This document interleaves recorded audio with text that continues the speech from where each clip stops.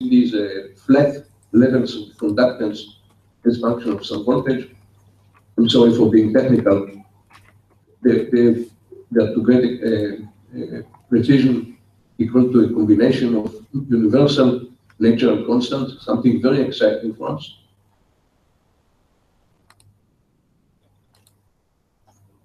And the last thing, which is really amazing, is that you can drive a current in the ring. Normally, this ring will have a finite resistance, and currents will decay in,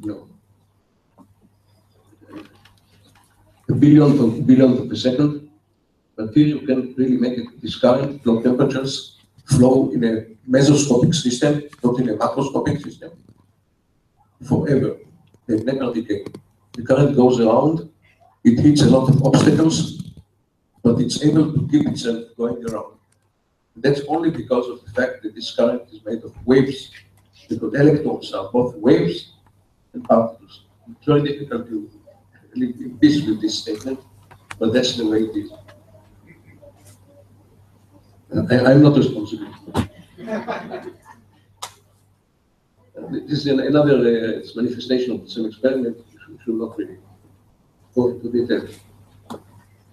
Another manifestation is now an open system, a system which you connect to voltage source, current source, and you measure oscillations. Oscillations were predicted by one of the bomb. One of received the Wolf Prize a couple of years ago, and contrary to what people believe, these oscillations, you can see them very clearly, exist, and you can easily measure them. But only if you go to the small scales, to the 1,000, 100 atom scales, the temperatures of the order of 1 degree Kelvin, which is a pretty low temperature. Now I want to show you something which is really plain God. There is a person, very interesting person, a friend of mine, called Donald Eigler in California, who used another instrument called STM, scanning tunneling microscope, to make new materials. What he did here, he built this circle of atoms. The atoms are iron atoms, and the surface on which they are deposited is a copper surface, and he built a little circle, and he called it a coral. For the students, coral is where you put horses. But many of the horses you put in the coral, and use various tricks there. Here is a coral made of atoms. So you see, what is it? It's 40 atoms. And in this coral, you can do amazing things. You can put an atom in one focus and think that you have an atom in another focus, a virtual picture, and things like that. I think this starts the way to our being able to produce totally new materials, not by the beautiful ideas of chemistry, which we were talked about before, but simply taking them with an instrument and putting them here and there, and designing the system and building it.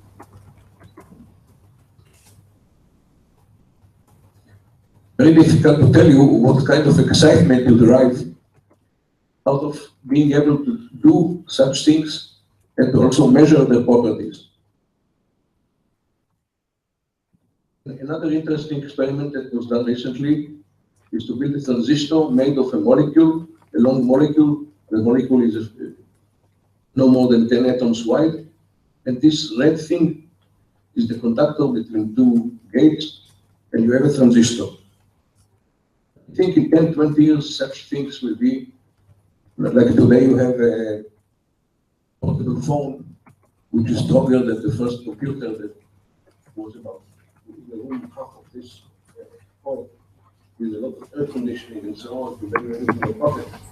So we don't know if we have 20 years, will be really small things. And the small things are due to our understanding the rules of the game of these intermediate length scales. Another one that we don't have to go into details. Now we come to what is called nanotechnology. Nanotechnology is really mesoscopic physics taken to the limit, very close to the atomic. So it's the small end of the range of sciences. But what I mainly wanted to impress you is that there is a lot to be learned and understood by looking at how the behavior of the physical system, chemical system, changes by going from large to small. Here is just my final slide. It's an example of how using what is called quantum dots, which are in some sense man-made molecules, they are put in a vein of a mouse, and on the left there is a picture taken with them fluorescing, and on the right there is the conventional way to look at these things, which you can almost see nothing. But using these nano objects, this thing becomes extremely clear. There is no way to exaggerate how important such an ability is for medicine, for everything. I'm sure you all know that medicine really benefits a lot from innovations in physics. So this is, I think, one of the future examples of that. So on that optimistic note, we close. Thank you very much.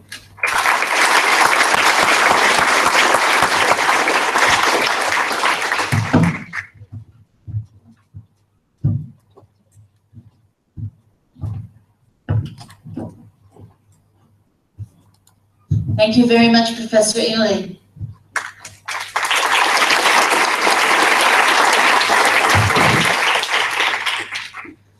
Anton Chekhov said, "Medicine is my lawful wife." He also said that literature is his mistress. When he gets fed up with one, he spends the night with the other. The 2016 Wolf Prize in Medicine is awarded to two outstanding scientists, Professor Lewis Cantley and Professor Ronald Kahn.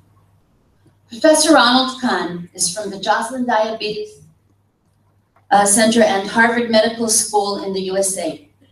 Over 3 decades, Professor Kahn and his colleagues have performed pioneering research in insulin receptors and their role in type 2 diabetes and other diseases. Recognized and hailed worldwide, Kahn leads a large consortium of investigators at multiple institutions using gene and protein expression studies to define obesity, diabetes, and other insulin-resistant states. These studies have defined the role of genes and the environment in the development of type 2 diabetes. This research also provides insight about new targets for the treatment or prevention of this disease. Professor Kahn has received numerous scientific awards and honors, and we are proud to have him here with us today. Professor Kahn.